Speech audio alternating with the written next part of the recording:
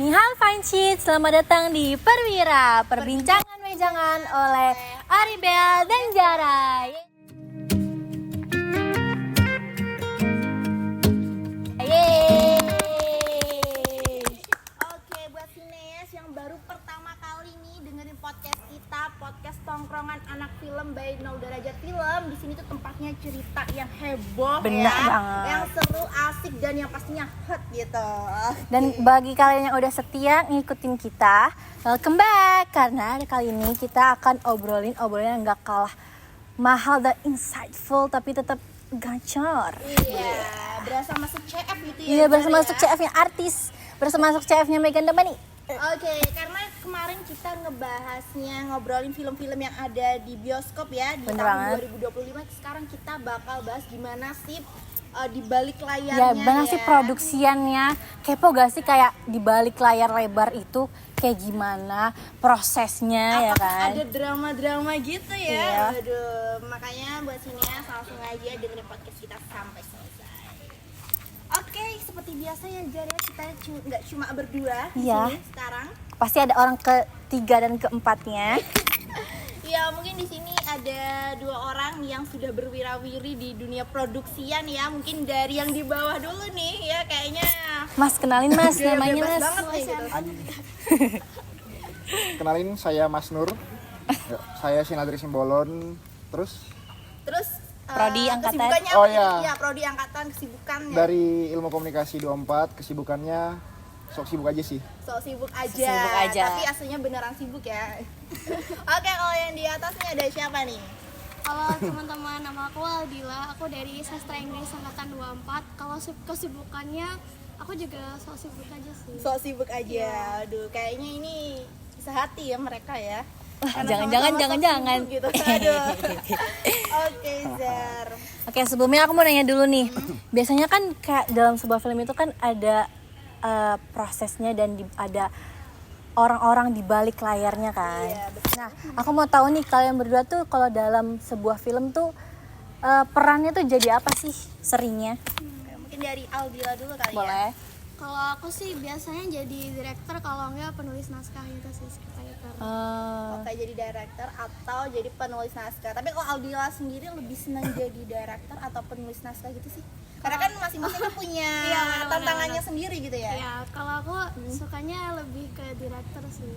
Director. Ya. Kenapa tuh?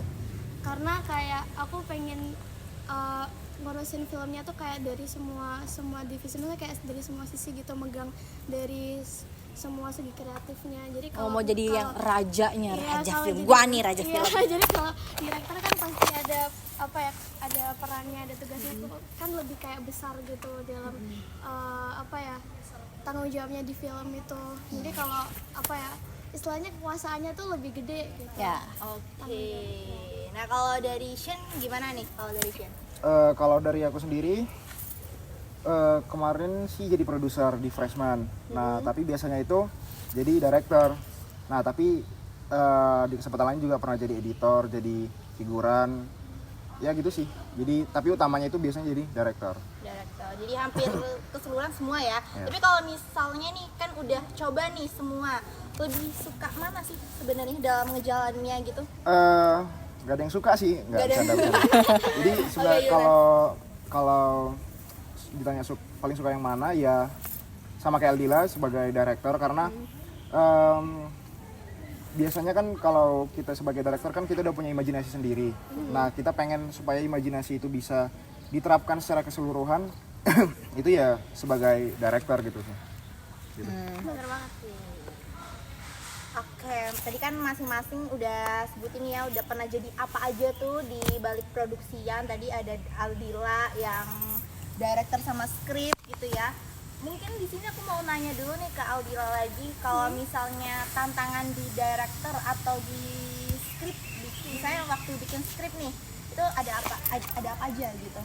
Kalau dari scriptwriter itu biasanya tantangannya yang paling sulit pas kita mikirin ceritanya gitu, kayak apa brainstormingnya gitu. Tapi yang paling lama itu biasanya pas masa-masa itu sih, kayak kita udah punya cerita tapi kita bingung mau ngelanjutinnya gimana, apalagi kalau belum ada kayak revisi-revisian gitu dari direkturnya, dari produsernya. Itu yang tantangan paling paling sulit.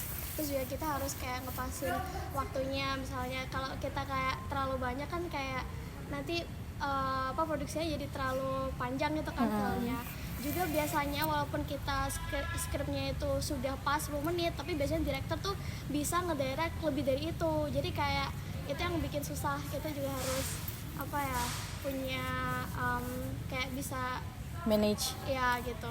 Oke, mungkin itu yang kamu rasain juga waktu jadi direct gitu ya, waktu Iya. ngoreksi skrip apalagi Iya bener gitu. banget, itu yang bikin susah. Oke. Tapi kalau kayak gitu gimana cara kamu menyelesaikan tantangan-tantangan itu?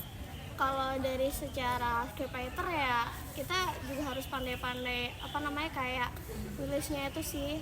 Terus juga kita harus banyak komunikasiin sama triangle-nya biar nggak ada salah paham. Jadi ceritanya juga clear mau dibawa kemana, moralnya juga, moral story-nya. Terus kalau secara director juga harus pandai-pandai komunikasi juga sama semua divisi. Jadi nggak hanya ke triangle aja. Tapi sejauh ini ngebuat skrip lebih sering buat skrip yang genrenya apa sih? Kalau aku lebih ke drama. Lebih ke Rata-rata, drama iya. gitu. Oke, tapi kalau drama nih ya, drama biasanya lebih sering kayak adaptasi dari yang udah ada atau misalnya kejadian nyata gitu ya, atau Imajinasi rata-rata Iya. fiksi gitu Rata-rata sih. fiksi Iya. gitu. Terus rata-rata juga kayak coming of age gitu karena kan kita talentnya semuanya pasti masih muda. Jadi kita nggak bisa dong kayak bikin film yang banyak karakter yang udah tua-tua gitu. Oke, itu tantangan sebagai Scriptwriter. ya. Tadi kan ini sama-sama punya kesamaan suka di director ya, di posisi Directing, ya. director. Nah kalau dari Shen sendiri nih, kira-kira tantangan waktu jadi director itu apa? Kalau dari Shen? Sebenarnya kalau tantangan yang paling sulit itu ya, itu sebenarnya gimana kita bisa bikin filmnya itu sesuai dengan ekspektasi. Karena kan misalnya kita sebagai director, kita punya ekspektasi sendiri. Nah, tim kita, kru, talent itu kan juga punya ekspektasi yang udah mereka bayangin gitu.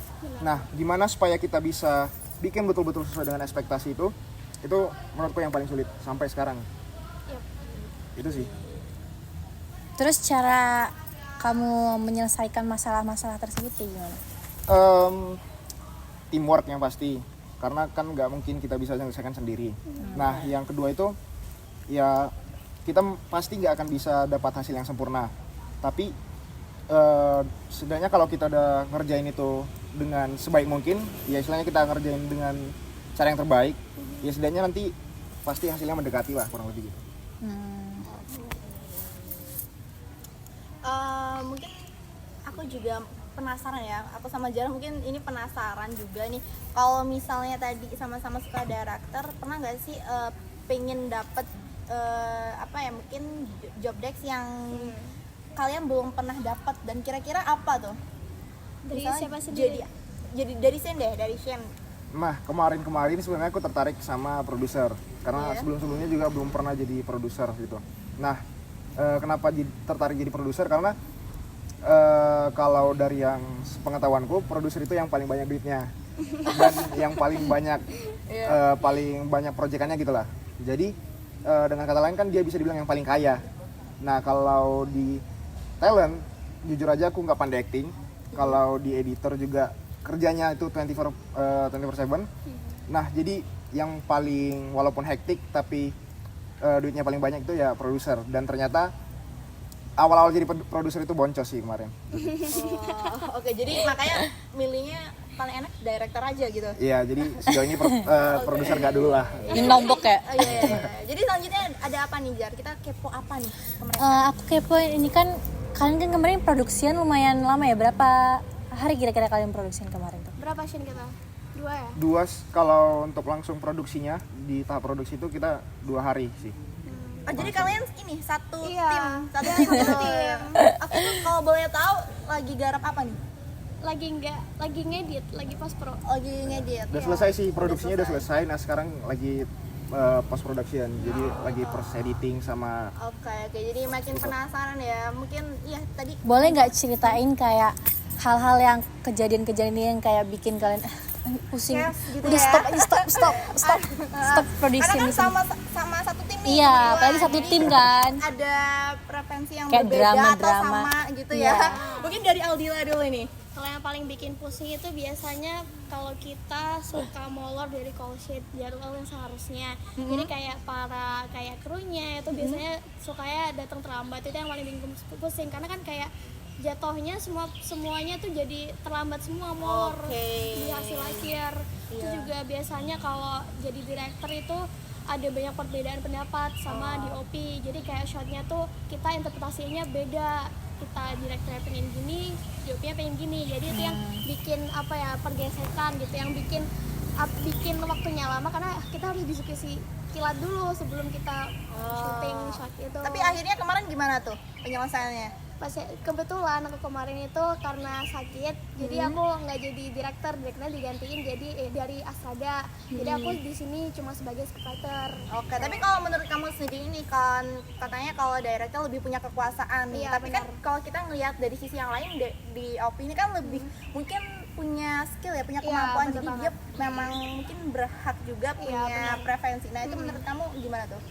Ya kita harus kalau DP kan karena emang kerjaannya dia seperti itu, tapi Kembali dia- lagi ke kembali lagi director. director. Nah itu yang Oke. bikin susah, tapi juga kita harus saling bisa mengerti satu sama lain gitu, nggak gede-gedein ego. Jadi pasti kita punya jalan solusinya gitu, kita pasti cari titik temuan di situ.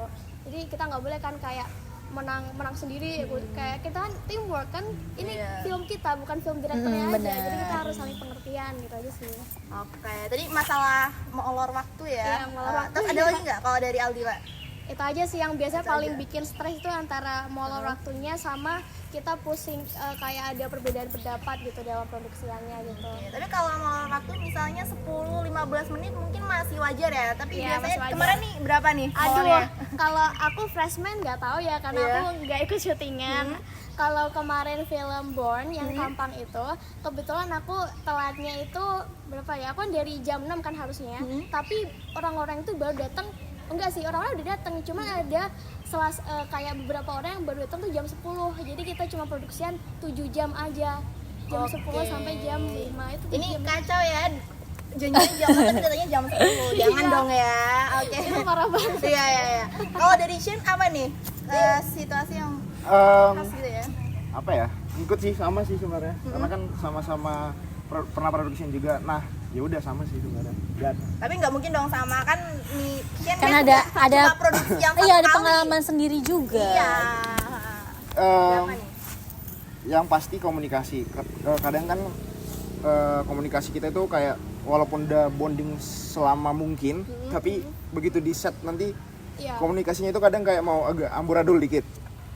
Nah misalnya dari direkturnya bilang gini, terus nanti Astradanya nyampein gini ke talent, terus nanti talentnya nangkapnya gini. Nah akhirnya beda, terus akhirnya itu bikin molor syutingnya. Jadi yang harusnya bisa selesai cepat jadi lebih lama.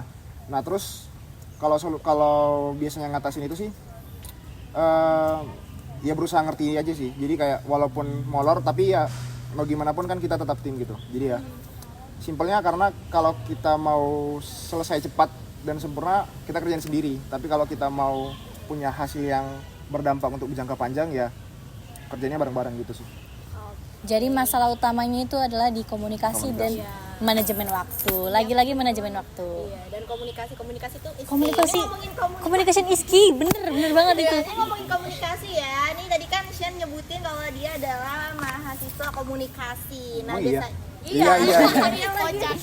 Nah, menurut Shen nih, ada nggak sih pengalaman di luar yang sebenarnya nggak diajarin di kelas gitu? Apalagi komunikasi ini kan kaitannya erat juga ya sama media, Iya. mungkin produksian film-film gitu. Nah, menurut Shen lebih dapat pelajaran di kelas atau di Produksian. di produksian di luar kegiatan akademik juga lah gitu? Sebenarnya yang aku dapat itu malah dunia akademik dan dunia non akademik itu berjalan selaras gitu loh. Jadi kayak apa yang aku dapat di kampus yang aku pelajari secara teori itu bisa nyambung ke apa yang aku butuhkan di produksi. Nah, Contohnya apa tuh? contohnya kayak kemarin kan ada kami bikin film di luar Nolder ya. Nah, itu Behind the Screen judulnya. Nah, itu ngambil teori-teori yang ada dipelajari di ilmu komunikasi. Nah, itu dimasukin ke situ terus dijadiin bahan untuk developmentnya dan akhirnya jadiin salah satu line di skripnya, di screenplaynya. Nah, jadi ya yang aku dapat itu malah bahwa apa yang kita butuhkan di non akademik itu kadang justru kita dapatkan di akademik dan sebaliknya, itu sih kalau aku Oke, berkesinambungan gitu ya Iya. berarti. Kalau dari sudut pandang Aldila gimana nih? Sama sih kayak berkesinambungan, apalagi kalau dari sastra Inggris terus ke film itu kan juga masih ada kaitannya, jadi nggak jauh-jauh banget. Tapi kalau untuk semester ini aku belum ada apa namanya kayak yang bisa dipraktekin dari apa namanya pelajaran gitu dari materi yang kayak teori-teorinya yang dari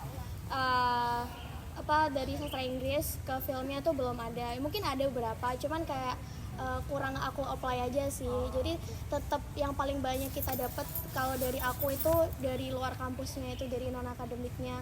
Karena kan kita juga nggak terlalu diajarin film kayak di jurusan aku.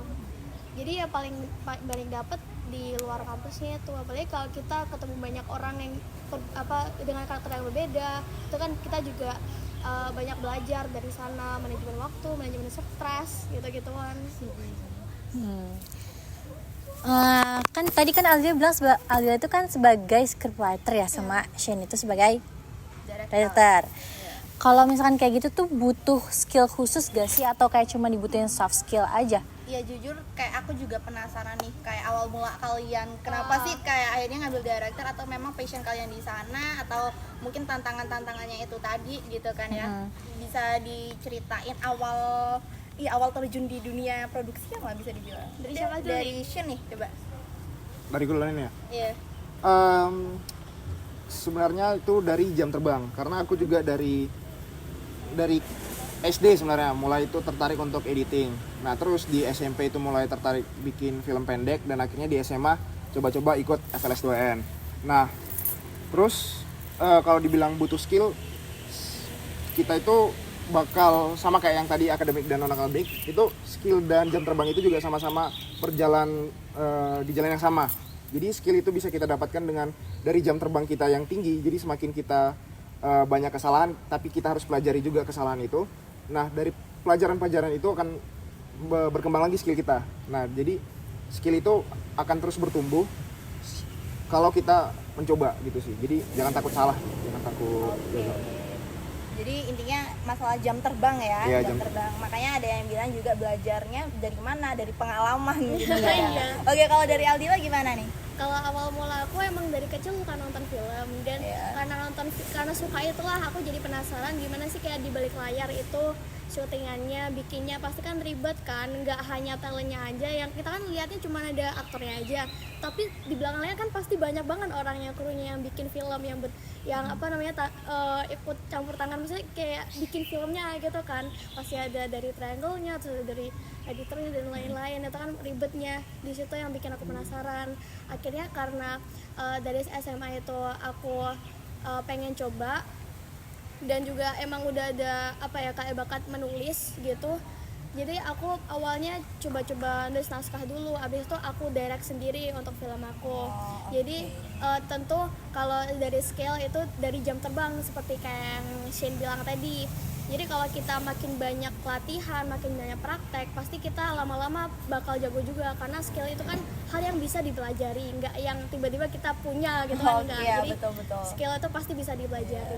Skill kalau nggak diasah juga ya tetap di situ-situ Iya, aja iya, ya kan bener ya. banget, bener. Oke, mungkin aku juga penasaran nih, di balik produksinya kan nggak terlepas dari namanya budgeting ya. Oh, ada iya. budgetnya gitu. Ada. Dari sudut pandang Aldila nih ya, sebagai director yang mungkin juga katanya tadi mengawasi semua divisi juga ya, hampir menghandle semua lah.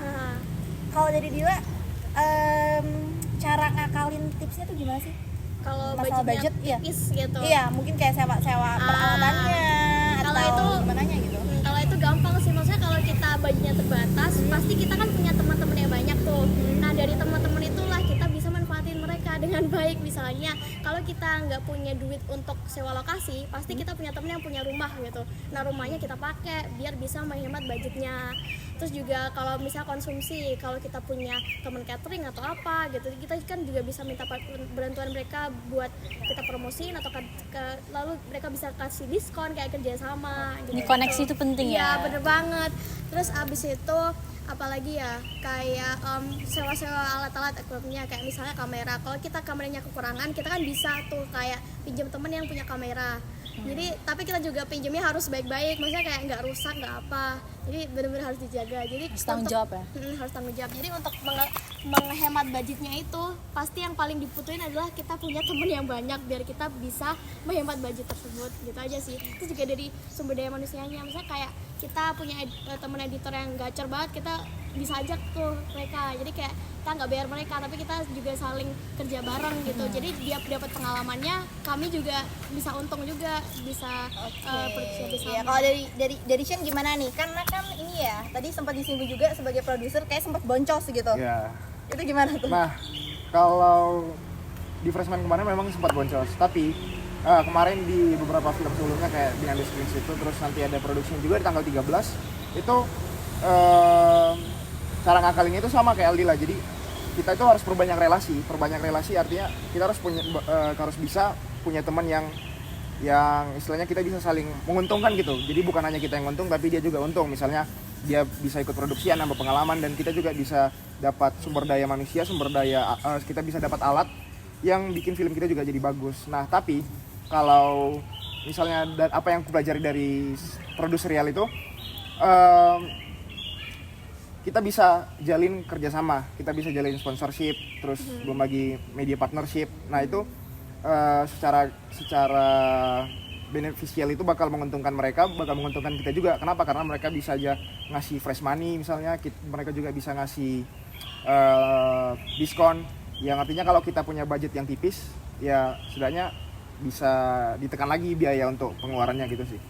Jadi kayak kita harus pinter-pinter cari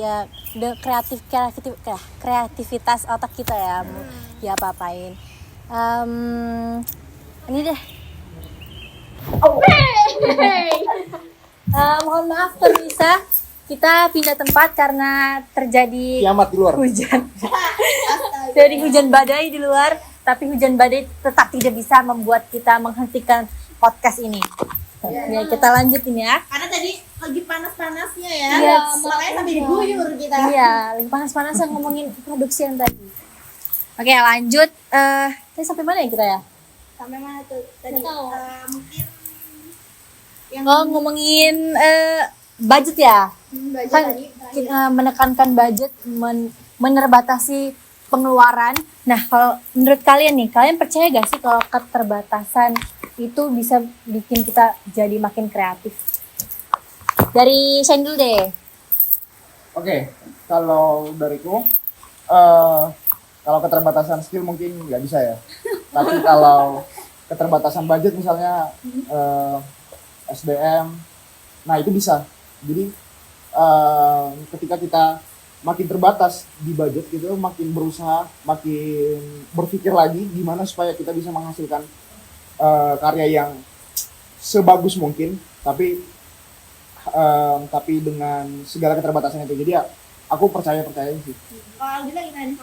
Kalau aku percaya banget, karena kalau kita kepepet, kita otomatis mikirnya kayak mikir keras biar kita bisa mikir out of the box gitu. Jadi kayak misalnya nih kita nggak karena aku pernah kejadian dulu, karena aku nggak suka reflektor, tapi aku mikir kayak hal apa sih yang bisa kayak ngemantulin cahaya gitu. Terus ada kayak kalender yang permukaannya tuh kayak glossy gitu kan, jadi otomatis bisa kayak untuk mantulin cahaya walaupun nggak rata. Jadi itu bisa buat kita mikir lebih kreatif lagi gitu sih. Oke, kalau YouTube mungkin aku mau tanya ya, momen paling bangga nih, paling bangga ketika udah jadi filmnya, udah ditayangin nih, kira apa tuh kalau dari Aldila? Kalau dari aku sih pas itu sih kita nonton filmnya udah jadi di layar lebar, terus orang-orang juga ikut nonton, itu pasti bahasanya kayak bangga banget gitu. Kita udah kerja keras dan filmnya udah jadi, dan biasanya filmnya pasti sesuai ekspektasi, bahkan dari ekspektasi. Jadi kan kita pasti rasanya kayak bangga, bahagia gitu, kayak lega gitu udah jadi. Apalagi pas kita lihat nama kita tuh di kredit gitu. Oh iya, kalau dari Shen gimana tadi? Betul sih yang dibilang dia. Jadi kayak kerja keras kita itu dari kita sendiri, dari kru, dari talent, tim kita itu yang udah dikerjakan selama itu, dan begitu ditayangin ternyata filmnya itu bisa berhasil, bisa berdampak ke orang, setidaknya gak usah sempurna tapi bisa berdampak aja ke orang, bisa berkesan, bisa bikin orang kayak wow gitu. Nah itu udah bangga sih, itu sih kalau dari. Oke, mungkin terakhir ada apa nih? Ya, ini karena kita juga dikejar waktu ya. Dan kayaknya aku mau ada panggilan Istana Negara, jadinya ini satu pertanyaan terakhir deh. Mau tahu dong satu tips penting supaya yang harus diketahui sama anak-anak yang apalagi yang baru terjun ke dunia film ya. Satu tips penting buat mereka di dunia perfilman itu apa sih? Secara general aja dari Aldila deh.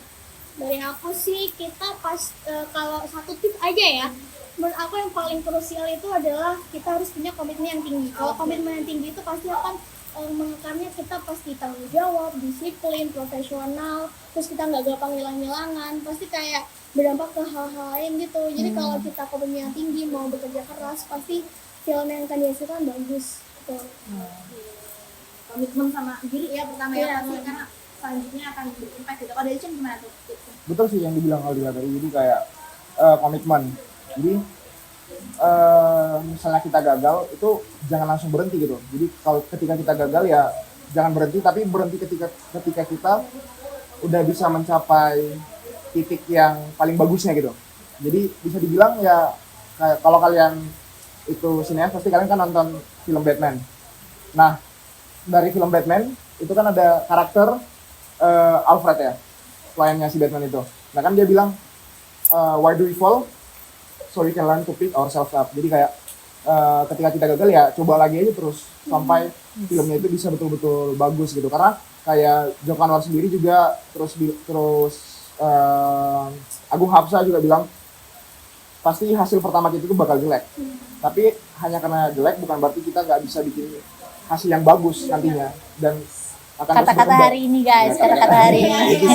Jadi pada intinya adalah kita harus punya komitmen ya, satu punya komitmen, jangan nyerah gitu ya, dan jangan takut untuk mencoba lagi ya, yang menjadi penutup podcast kita pada apa nih sore ya, Sore sayang ke sehari-hari ini. hujan ya, semoga yang Semoga podcast kita diberkahi Tuhan. iya, dan dengerin juga semakin syahdu juga gitu ya, Iya. karena sangat insightful gitu ya Jar ya.